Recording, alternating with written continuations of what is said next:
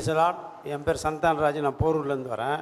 மே மாதம் அன்றைக்கு செக் பண்ணும்போது வயிற்றில் கேன்சர் இருக்குதுன்னு சொல்லி சொன்னாங்க.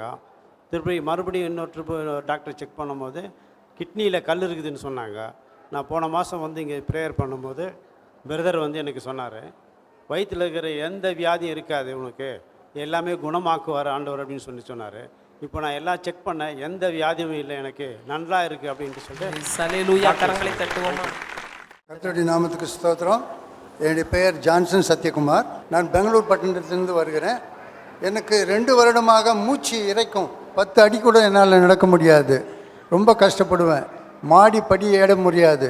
இப்படி இருந்த சமயத்தில் ஒரு பிரபலமான ஹாஸ்பிட்டலில் போயிட்டு செக் பண்ணும்போது அவங்க இசிஜி மற்றும் எக்ஸ்ரே ஆஞ்சியோகிராம் எல்லாம் பண்ணப்போ எனக்கு 3 வால்வு பிளாக் ஆகிருக்கிறதுன்றது கண்டுபிடிச்சாங்க.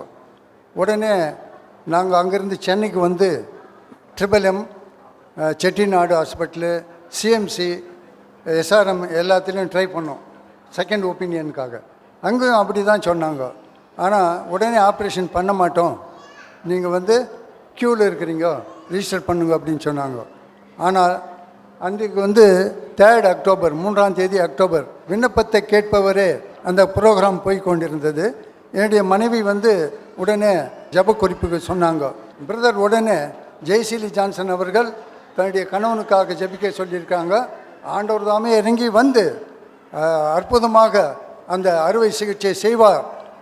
டாக்டருடைய கரத்தை மறைத்து அவரே அற்புதம் செய்வார், நீங்கள் அற்புதத்தை காண்பீர்கள் என்று சொன்னார்.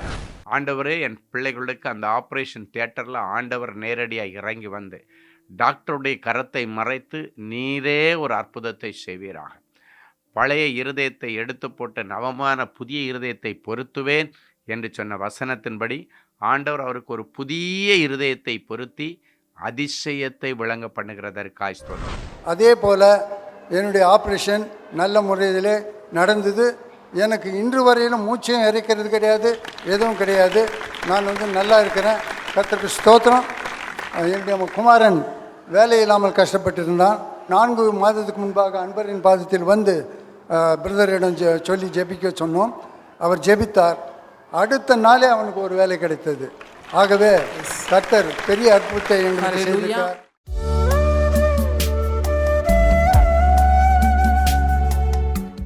கிறிஸ்துவுக்குள் மிகவும் பிரியமான எனதருமை சகோதர சகோதரிகளே, நம்மை சிருஷ்டித்தவரும் நம்மை உண்டாக்கினவரும் நம்மை ஒருபோதும் மறந்து போகாதவருமாகிய இயேசு கிறிஸ்து நிலையற்ற நாமத்தினாலே உங்கள் எல்லாரையும் வாழ்த்தி ஆசீர்வதிக்கிறேன். அல்லேலூயா. எல்லாரும் சந்தோஷமா இருக்கீங்களா? இந்த நாளிலும் ஆண்டவருடைய பாதப்படியிலே அமர்ந்து, ஆண்டவரே, என் பிள்ளைகளுக்கு என்ன மங்கள வார்த்தை கொடுக்க விரும்புகிறேன், என்ன வார்த்தை சொல்லி என் பிள்ளைகளை ஆசீர்வதிப்பது தேவனுடைய திட்டமாக இருக்கிறது. ஜெபத்திலே தரித்திருந்த பொழுது கர்த்தர் கொடுத்த மங்கள வார்த்தை நீதிமொழிகளின் புஸ்தகம் 18ஆம் அதிகாரம் 10வது வசனம் இப்படியாய் சொல்லுகிறது. கர்த்தருடைய நாமம் பலத்த துருகம், நீதிமான் அதிலே ஓடி சுகமாய் தங்கியிருப்பான். கர்த்தருடைய நாமம் பலத்த துருகம், நீதிமான் அதிலே ஓடி சுகமாய் தங்கியிருப்பான். ஆண்டவருடைய நாமம், ஆண்டவருடைய பெயர் உச்சரிக்கும் பொழுது என்னெல்லாம் நடக்கும்? முதலாவது, ஆண்டவருடைய பெயரை நீங்கள் உச்சரித்தால், இயேசுவின் நாமத்தை நீங்கள் உச்சரித்தால், உங்கள் குடும்பத்தில் யார் யார் ரட்சிக்கப்படவில்லையோ அவர்கள் ஒவ்வொருவரும் ரட்சிக்கப்பட ரட்சிப்பின் போர்வையை அவர்கள் மேலே கர்த்தர் போர்த்துவாராம். வாசிக்கலாம். அப்போஸ்தலர் நடபடிகளின் புஸ்தகம் 4ஆம் அதிகாரம் 12வது வசனம் இப்படியாய் சொல்லுகிறது. எடுத்து வாசிப்போமா? அவராலே அன்றி வேறு ஒருவராலும் ரட்சிப்பு இல்லை. நாம் ரட்சிக்கப்படும்படி வானத்தின் கீழ் எங்கும் மனுஷர்களுக்குள்ளே அவருடைய நாமமே அல்லாமல் வேறொரு நாமம் கட்டளையிடப்படவில்லை என்றார். என் அன்பு தேவனுடைய பிள்ளைகளை, இந்த வசனம் சொல்லுகிறது, ஆண்டவராலே அன்றி வேறு ஒருவராலும் உங்களுக்கு ரட்சிப்பு இல்லை.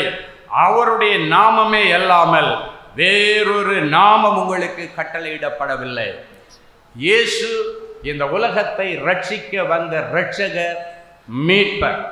இதோ கர்த்தராகிய கிறிஸ்து என்னும் இரட்சகர் உங்களுக்காக தாவீதின் ஊரிலே பிறந்திருக்கிறார் என்று சொன்ன அந்த வசனத்தின்படி உங்களுக்காக தாவீதின் ஊரிலே பிறந்த ஆண்டவர் கர்த்தராகிய கிறிஸ்து என்னும் இரட்சகர் இன்றைக்கு உங்கள் மத்தியிலே இரட்சகராக வெளிப்படும்படி வந்திருக்கிறார்.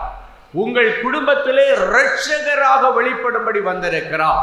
உங்கள் குடும்பத்திலே யார் யார் இன்னும் பாவத்திலிருந்து, அக்கிரமத்திலிருந்து, சாபத்திலிருந்து, அநியாயங்களிலிருந்து, குடி வரிகளிலிருந்து, தேவையற்ற தொடர்புகளிலிருந்து, பாவ பழக்க வழக்கங்களிலிருந்து இன்னும் மீளவில்லையோ அவர்களை மீட்டெடுக்கும்படி இயேசுவின் நாமத்தை இன்றைக்கு உச்சரியுங்கள் என்று ஆண்டவர் சொல்லுகிறார். அல்லேலூயா. என் அன்பு தேவனுடைய பிள்ளைகளே, அவர் இரட்சகர்.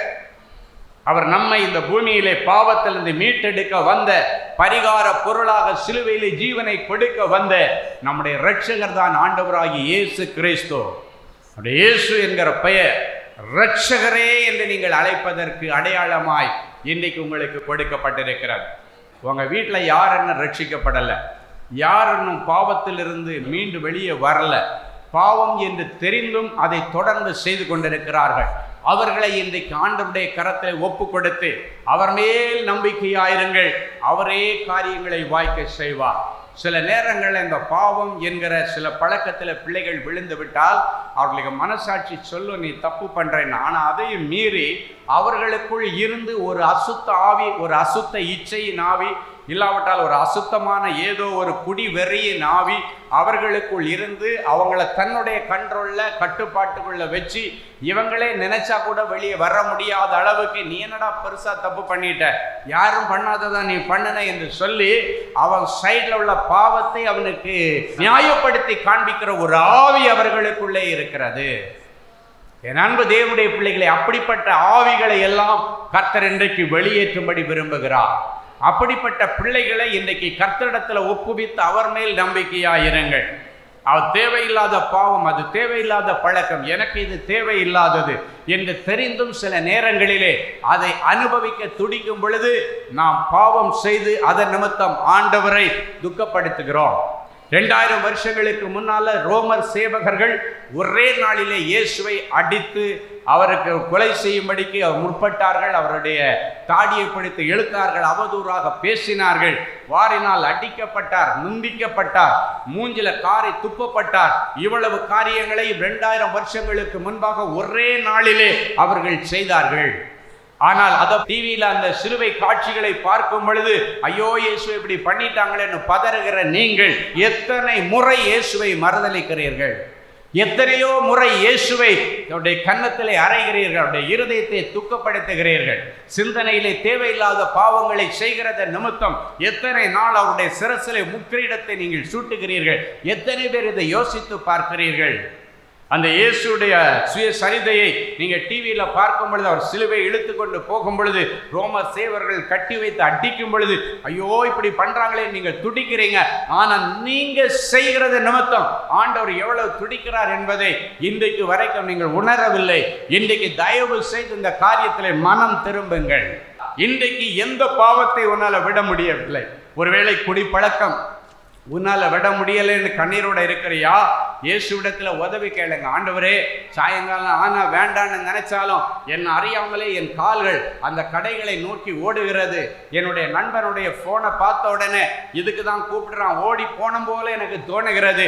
இப்படிப்பட்ட நேரங்களிலே என்னுடைய மைண்டை கண்ட்ரோல் பண்ணுங்க, கட்டுப்பாட்டுக்குள்ள வைங்க, அதன் மீது இருக்கிற ஆசை எடுத்து போடுங்க. ஆண்டவரே, எனக்கு உதவி செய்யுங்க, நானும் ஒத்துழைப்பு கொடுக்கிறேன், நீங்கள் எனக்கு ஒத்துழைப்பு கொடுங்கன்னு சொல்லி பாவத்தை விடுவதற்காக எத்தனை பேர் ஆண்டவரிடத்தில் ஒத்துழைப்பிற்காக ஜெபிக்கிறீர்கள்? வேலை கிடைக்கிறதுக்கு இன்றைக்கு போறேன், எனக்கு ஒத்துழைப்பு கொடுங்கன்னு எல்லாரும் கேட்கிறாங்க. ஆனா எத்தனை பேர் இப்போ ஒரு பாவம் செய்வதற்காக என்னுடைய இருதயம் யோசித்து கொண்டிருக்கிறது, இதிலிருந்து நான் அதை செய்யாதபடி மீண்டு வரும்படி எனக்கு ஒத்துழைப்பு கொடுங்க ஆண்டவரே என் எத்தனை பேர் ஜெபிக்கிறீர்கள்? ஆண்டவர் அப்படிப்பட்ட நேரத்தில் உன் கையில் போய் அந்த பாட்டிலை வாங்கி பிடிங்கி வெளியே போட மாட்டார். உன் மனசில் பேசுவார், நீ தப்பா காரியத்தை செய்கிற, நான் தங்குகிற ஆலயம், இதை நீ தயவு செய்து தீட்டுப்படுத்தாதுன்னு ஆண்டவர் சொல்லுவார். அதையும் மீறி போய் ஆண்டவருடைய இருதயத்தை துடிக்க வைக்கிறோம். என் அன்பு தேவனுடைய பிள்ளைகளை, ஒரு முறை ஒரு தம்பி அவர் சொல்றாரு, எனக்கு பிடிக்கலைன்னா கை காலெல்லாம் நடுங்கும் அப்படின்னா. அவ்வளவு அந்த ட்ரக் அடிக்ஸ். அவர் வந்து கஞ்சாவில் அடிக்ஷன் ஆகிட்டாரு, மதுபானத்துக்கு அடிக்ஷன். அப்போ அவருக்கு சாயங்காலம் ஆனாச்சுன்னா ஒரு குறிப்பிட்ட அளவு மதுபானத்தை குடிக்கலைன்னா அவருடைய கை கால்கள் சரீரம் எல்லாம் நடுங்குமா. ஒரு டீ கப் அவர் கையில் கொடுத்தா அவரால் பிடிக்க முடியாது, அப்படி கிடுக்கிட்டு நடுங்குமா. அதுக்காகவே இப்போ நான் குடிக்க வேண்டியது இருக்கிறத சொல்லுகிறார். ஐயா எனக்கு உடனே நல்லா தெரியுது. நான் போன முறை டாக்டர் இடத்துல போய் பார்க்கும் பொழுது லிவரெல்லாம் வந்து டேமேஜ் ஆகிடுச்சு, குடிச்சு உன் லிவரெல்லாம் அழுகி போயிட்டு இருக்குடா, இதுக்கு மேலே குடிச்சேன்னா உன் ஆண்டவரால் கூட காப்பாற்ற முடியாது டாக்டர் சொல்லிட்டாங்க. எனக்கு நல்லா தெரியுது, ஸ்கேனில் எல்லாத்துலேயும் நான் பார்த்துட்டேன். ஆனாலும் குடிக்கலைன்னா என் கையெல்லாம் நடுங்குது, இதுக்காகவே நான் குடிக்க வேண்டியது இருக்கிறது என்று சொன்னார். அப்பொழுது நான் அந்த தம்பி இடத்துல கேட்டேன், தம்பி நீங்கள் சொல்கிறதெல்லாம் சரிதான், அதுக்கு அடிக்ஷன் ஆயாச்சுன்னா அது திருப்பி கொடுக்கல என்னாச்சுன்னா நடுங்கதான் செய்யும். ஆனால் அந்த காரியத்தில் எத்தனை நாள் ஆண்டவரிடத்துல, ஆண்டவரை இந்த கை நடுக்கத்தை நீங்கள் நிறுத்துங்க, நான் அந்த குடிப்பழக்கத்தை நிறுத்துறேன்னு நீ என்னைக்காவது ஆண்டவரிடத்துல கேட்டிருக்கிய? இல்லவே இல்லை என்று சொல்லுகிறான். அப்போ நீ என்ன முயற்சி எடுக்கிற? உன் சைடில் இருந்து இந்த ரட்சிப்பிற்கு நீ எடுத்த முயற்சி என்ன? இந்த பாவத்திலிருந்து விடுதலை பெறுவதற்கு நீ எடுத்த முயற்சி என்ன அப்படின்னு சொல்லிட்டு அந்த கவுன்சிலிங் நேரத்தில் ஒரு சம்பவத்தை அவனுக்கு சொன்னேன். என்ன சொன்னேன்னா, சவுல் ஆண்டவருடைய பிள்ளைகளை துன்பப்படுத்துவதற்காக ஓலையை வாங்கிட்டு பெர்மிஷன் வாங்கிட்டு அவர்களை அடித்து துன்புறுத்துவதற்காக, சபையை அடிப்பதற்காக, நொறுக்குவதற்காக ஓலையை வாங்கிட்டு அப்ரூவல் வாங்கிட்டு போயிட்டு இருக்கிறார். ஆண்டவர் அவனை வழியில் சந்திக்கிறார், தமஸ்குக்கு போகிற வழியில் சந்திக்கிறார். ஆண்டவர் அவனை பார்த்து கேட்டார், ஏன் என்னை துன்பப்படுத்துகிறார்? சவுலே சவுலே ஏன் என்னை துன்பப்படுத்துகிறார்? அப்போ ஆண்டவரிடத்துல அவன் கேட்குறான், நான் எங்க ஆண்டவரை உங்களை துன்பப்படுத்தினேன்? அப்போ ஆண்டவர் சொல்லுகிறாரு, என் ஜனங்களை நீ துன்பப்படுத்துகிறது என்ன துன்பப்படுத்துறதுக்கு சமம் என்று ஆண்டவர் சொன்னார். அப்போ இந்த தம்பி இடத்துல சொன்னேன், ஆண்டவருடைய பிள்ளைகளை துன்பப்படுத்துறது இயேசுவை துன்பப்படுத்துறதுக்கு சமம்னு ஆண்டவர் நேரடியாக சவுல்கிட்ட பேசினாரு. அவன் பவுலா மாறினான். ஆண்டவர் நேரடியாக சந்திச்சார். இன்னைக்கு ஒன்றை பார்த்து சொல்றாரு, நீ மதுபானத்தை ஊற்றி உன் வாயால் குடிக்கும் பொழுது பரிசுத்தமே உருவான என் இயேசுவுக்கே நீ ஊற்றி கொடுக்குற மாதிரி. காரணம், உன் இருதயமாகிய சிங்காசனத்திலே அவர் இருக்கிறார். அந்த இருதயத்தில் அவர் இருக்கார். நீ அதை ஊற்றி கொடுக்கறது ஆண்டவருக்கே தண்ணியை ஊற்றி கொடுக்குற தைரியம் உனக்கு எங்கேருந்து வந்துன்னு கேட்டேன். ஆண்டவர் தங்குகிற ஆலயம் ஆச்சு, அந்த ஆலயத்துக்கே நீ இந்த மதுபானத்தை ஊற்றி கொடுக்குறியன்னா அது எவ்வளவு வேதனைக்குரிய காரியத்தை செய்கிற. உனக்கு ஆண்டவருக்கு ஊற்றி கொடுக்குற அளவுக்கு எப்போ துணிகரம் வந்தது அப்படின்னு ஒரு வார்த்தை கேட்டான். ஓ நல்லா ஆரம்பிச்சுதான். அவனுக்கு அது வரைக்கும் அதனுடைய சீரியஸ்னஸ் தெரியல. ஆண்டவர் தங்கி இருக்கிறாரு, அவருடைய ஆலயத்தை நான் தீட்டுப்படுத்துறேன், அவனுக்கு தெரியல. அன்றைக்கு சவுலை பார்த்து யான் என்ன துன்புறுத்துறேன்னு கேட்டார். யான் துன்புறுத்துறேன்னு கேட்டார். அவருடைய பிள்ளைகளை அவன் அடிக்கும் பொழுது ஆண்டவரை அடிப்பதற்கு சமம். எனவே யான் என்ன துன்புறுத்துறேன்னு கேட்டார். அப்படின்னா ஒன்னை நீ கெடுக்கும் பொழுது என்னை கெடுப்பதற்கு சமம் என்று ஆண்டவர் சொல்லுகிறார். இந்த வார்த்தையை கேட்ட உடனே ஓன்னு அழுதுட்டான். நான் சொன்னேன், கை நடுங்கினாலும் சரி, கை முறிஞ்சு விழுந்தாலும் சரி, தொட மாட்டேன்னு சொல்லு, ஆண்டவர் நொடுக்கத்தை நிறுத்துவார். அல்லேலூயா. கை நடுங்குதுன்னு சொல்ற, இப்ப அதெல்லாம் நீ சொல்லக்கூடாது. ஆண்டவர் ஒரு கையே போனா கூட பரவாயில்ல, ஆண்டவர் சொல்லி இருக்கிறார், நீங்க 2 கண்ணோட நரகத்துக்கு போறதை விட ஒரு கண்ணோட பரலோகத்துக்கு வர்றது நல்லதுன்னு சொல்லியிருக்காரு. நீ சொல்லணும் ஆண்டவர்கிட்ட, ஆண்டவரை என் கையே வழங்காம முறிஞ்சு விழுந்தா கூட பரவாயில்ல, இதுக்கு மேல இந்த கையால மதுபானத்தை தொடமாட்டேன், நீ ஒரு தீர்மானம் எடு மகனேன்னு சொன்னேன். தானியேல் ஒரு நாள் தீர்மானம் பண்ணினான். ராஜாவின் மதுபானமோ திராட்சை ரசமோ தன்னை தீட்டுப்படுத்த கூடாதுன்னு தீர்மானம் பண்ணினான். அதில் உறுதியாயிருந்தான்.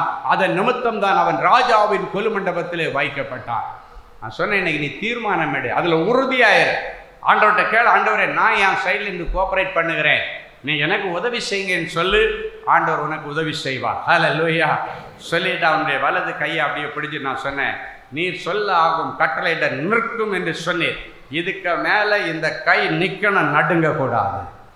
இந்த வார்த்தையின்படியாக உம்முடைய ஸ்தானாதிபதியாய் உம்முடைய வசனத்தை கொண்டு உன்னுடைய கரத்திற்கு கட்டளை கொடுக்கிறேன், என்னுடைய கரத்தின் கிரியைகளுக்கு கட்டளையிடுங்கள் என்று சொல்லி இருக்கிறேன். உன்னுடைய ஊழியக்காரனாய் கட்டளையிடுகிறேன், இதுக்கு மேலே அந்த நடுக்கம் வரவே கூடாது ஆண்டவரே சொல்லி ஜோமணி அனுப்பினேன். கிட்டத்தட்ட 25 வருஷமா குடிச்சிட்டு இருந்தவன் ஒரே நாளில் முழுமையாக குடிய விட்ட கர்த்தர் உதவி செய்தார். ஹல்லேலூயா. இப்போ கை நடுக்கமே இல்லை, எந்த நடுக்கமே இல்லை. ஆண்டவர் இன்னைக்கு அவனை மகிமையான ஸ்தானத்தில் வச்சிருக்கிறார். ஹல்லேலூயா. என் அன்பு தேவனுடைய பிள்ளைகளை, என்னைக்கு உங்க குடும்பத்துல யார் யார் தகாத உறவுல இருக்கிறாங்களோ அத்தனை பேரையும் ஆண்டவர் துண்டித்து வெளியே கொண்டு வருவார். ஆண்டவருக்கு லேசான காரியம். எத்தனையோ பிள்ளைகளை அழைச்சிட்டு வருவாங்க தாய்மார்கள், ஐயா மந்திரிச்சு விட்டா மாதிரி நிற்கிறான்னு சொல்லுவாங்க. அப்படியே சொல்லுவாங்க, அப்படி நிற்கிறான். ஆனா அப்படிப்பட்ட பிள்ளைகளுக்கு ஆலோசனை கொடுத்து ஆண்டவர் எத்தனையோ பேரை விடுதலையாக்கி இருக்கிறார். ஹல்லேலூயா. இன்னைக்கு அப்படிப்பட்ட விடுதலை உங்க குடும்பத்துல யாருக்கு தேவைப்படுகிறது, அவர்களை இப்பொழுது உங்க விசுவாச கண்கள் மூலமாக ஆண்டவரே இப்பொழுது கொண்டு வந்து நிறுத்துகிறேன் என்று சொல்லுங்க. அவருடைய எண்ணங்கள் மாறும், யோசனைகள் மாறும், செயல்பாடுகள் மாறும். அவர் தூரத்திற்கும் தேவன், சமீபத்திற்கும் தேவன்.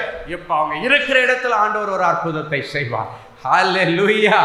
இன்னைக்கு உங்க குடும்பத்துல ஒருவேளை பிள்ளைகள் தகாத காரியங்கள்ல போயிட்டு இருக்காங்கன்னு பெற்றோர்கள் கண்ணீரோட இருந்தா இன்றைக்கு ஆண்டவர் அவர்களை சந்திப்பார்.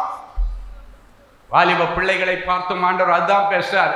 மகளே, என்னை துக்கப்படுத்திராத, உன் இருதயத்துல நான் இருக்கிறேன். மகனே, என்னை துக்கப்படுத்திராத, உன் இருதயத்துல நான் சந்தோஷமா இருக்கிறேன்னு ஆசைப்படுகிறேன். ஆடுகளை மேய் என்று சொன்ன ஆண்டவர் அடுத்து சொல்லுகிறார், என் ஆட்டு குட்டிகளை மேய் என்று சொல்லுகிறார். அப்படியானால் பெற்றோருக்கும் தனியாக ஆண்டவர் ஒரு கவனம் வைத்திருக்கிறார், பிள்ளைகளுக்கும் ஒரு கவனம் வைத்திருக்கிறார். முதலாவது பேதுருவை பார்த்து என் ஆடுகளை மேய் என்று சொல்லுகிறார். இரண்டாவது என் ஆட்டு குட்டிகளை மேய் என்று சொல்றார்.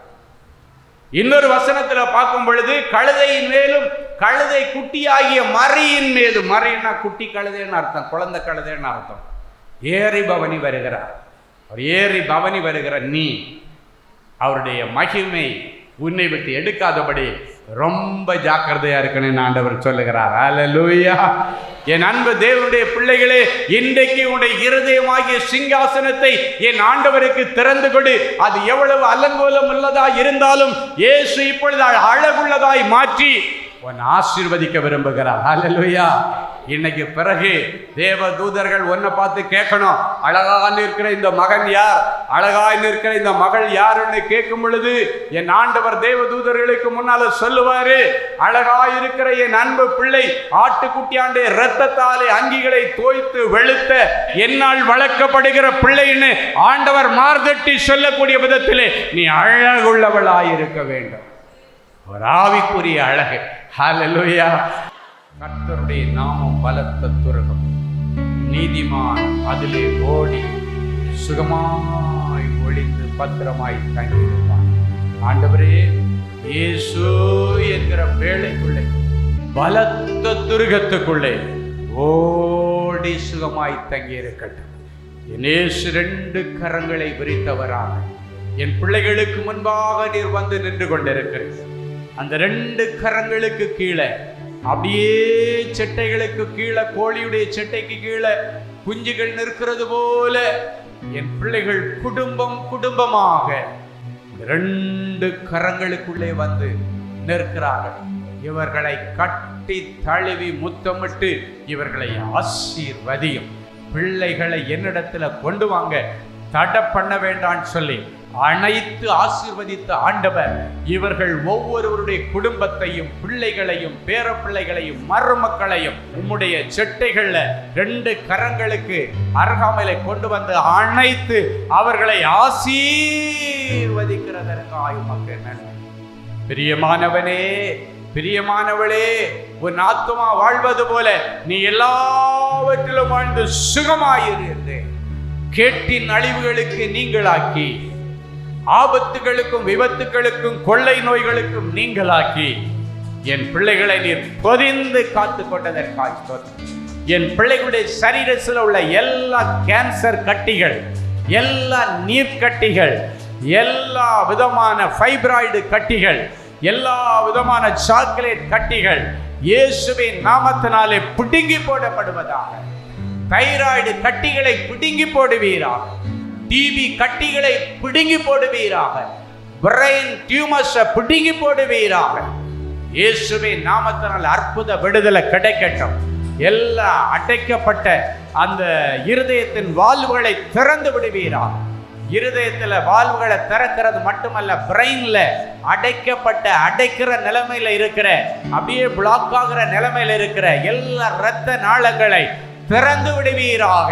கால்களுக்கு போகக்கூடிய இரத்தங்களிலே அந்த அடைப்புகள் இருக்கிறபடியினாலே வெரிகோஸ் வெயின் பிரச்சனைகள் இயேசுவின் நாமத்தினாலே இன்றைக்கு சுகமாவதாக.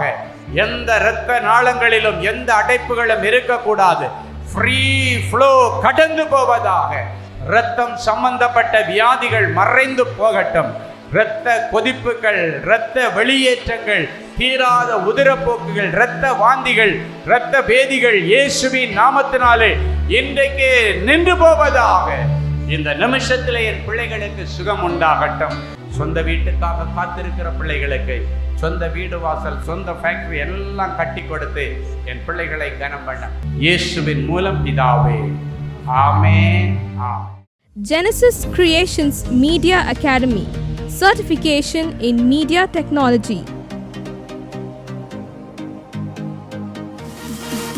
Our course includes videography, photography,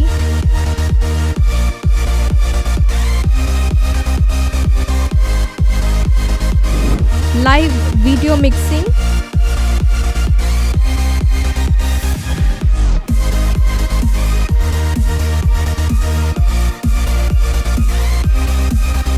Photoshop, live sound mixing,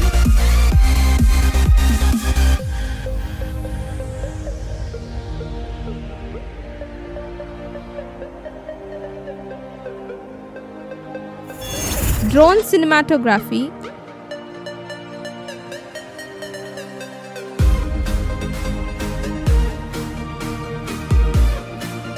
and video editing.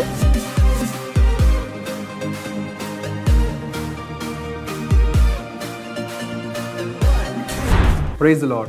I welcome you all on behalf of Genesis Creations Media Academy. இந்த கோர்ஸ் நாங்கள் ஸ்டார்ட் பண்ணதுக்கான மெயின் ரீசன்ஸ் பார்த்தீங்கன்னா 3 பெனிஃபிட்ஸ் இருக்குங்க. ஃபர்ஸ்ட் பெனிஃபிட் பார்த்தீங்கன்னா இந்த கோர்ஸ் வந்து just 3 months course தான். நீங்கள் 3 months இந்த கோர்ஸை நீங்கள் படித்து முடிச்சிடலாம். செகண்ட் பெனிஃபிட் பார்த்தீங்கன்னா இது வந்து ரொம்ப காஸ்ட் எஃபெக்டிவ். ஸோ நீங்கள் ஈஸியாக அஃபோர்ட் பண்ணி இந்த கோர்ஸை நீங்கள் படித்து முடிக்கலாம். மூணாவது பார்த்தீங்கன்னா இங்கே வந்து professional teaching with professional equipments கொடுக்குறோம். ஸோ நீங்கள் ஃப்யூச்சரில் எங்கேயாவது போய் ஜாப் ஜாயின் பண்ணாலும் சரி, இல்லை நீங்கள் வந்து பிஸ்னஸே ஆரம்பித்தாலும் சரி, அந்த ப்ரொஃபஷனல் எக்யூப்மெண்ட்ஸை ஹேண்டில் பண்ணுறதுக்கான ப்ரொஃபஷனல் ட்ரைனிங் நாங்களே உங்களுக்கு கொடுத்துருவோம். ஸோ நீங்கள் கோர்ஸ் முடிச்சுட்டு வெளியே போகும்போது உங்களுக்கு ஜாப் கைடன்ஸ் அண்ட் இன்டர்ன்ஷிப் நாங்களே கொடுத்துருவோங்க. ஸோ இதுக்கும் மேலே உங்களுக்கு ஏதாவது டீட்டெயில்ஸ் வேணும்னா நீங்கள் ஸ்டாஃபை காண்டாக்ட் பண்ணலாம். உங்களுக்கு எல்லா டீட்டெயில்ஸும் கொடுப்பாங்க. வாங்க நம்ம கிளாஸ் ரூமில் சந்திக்கலாம். Thank you. For further details, contact 7824850999 or visit our website at www.genesiscreations.in.